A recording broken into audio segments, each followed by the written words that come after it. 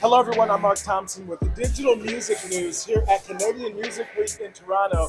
So much to see and do. Let's go check it out.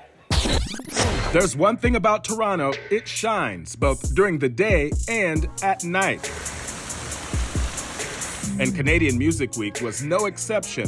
Attendees converging on the host Westin Harbour Castle Hotel right off the water. Panels ranging from the very latest in AI.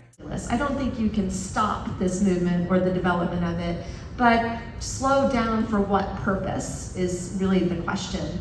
Slowing down is to maybe rethink who is actually building out these data lakes that we're pulling from. To combating streaming manipulation and fraud.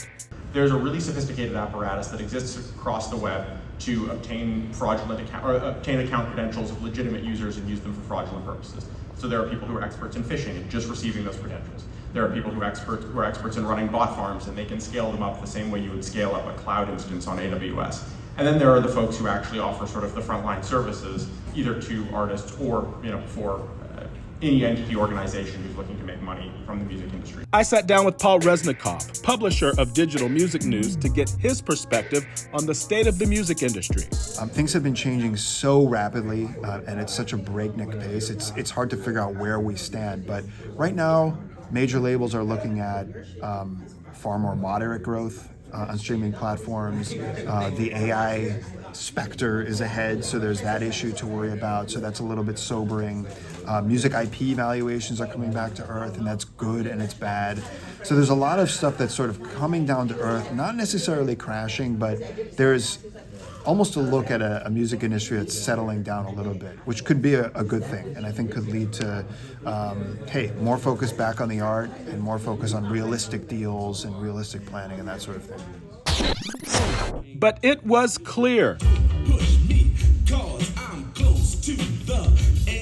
Canadian Music Week this year was all about honoring and celebrating 50 years of hip-hop. Taking center stage, Chuck D from the legendary hip-hop group Public Enemy. Hip-hop 50 means that the people and the stories are just as important as the songs that people hear or they hold close to their heart. I used to ask this question back in the day. I said, well, do you love hip-hop? And cats said, yeah, I love hip-hop. I said, do you like black and brown people?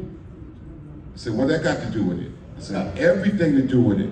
Co-hosted by Dap Hip Hop, Chuck D joined by Be Real from the classic hip-hop group Cypress Hill. You know, there was a twist in American radio, probably in the mid-90s, where they stopped playing conscientious hip-hop music, stuff that would inspire you in a positive way, and they shifted more towards gangster rap. And then it evolved into the meaningless shit that you hear today. Chuck D then giving the audience a first look at part one of his new PBS documentary,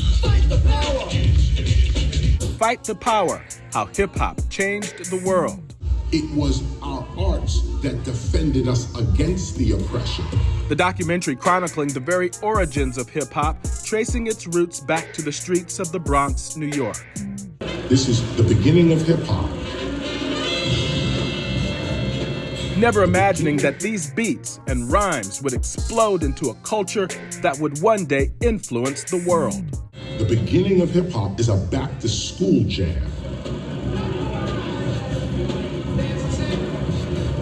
The ingenuity of DJ Kool Herc was the spark that ignited this beautiful art form called hip-hop. The rhythm and energy felt throughout the city of Toronto the entire week. A welcoming vibe, fostering friendships and sparking new ideas. Canadian Music Week 2023, just what the industry ordered. And that's a wrap from Canadian Music Week in Toronto. I'm Mark Thompson for Digital Music News.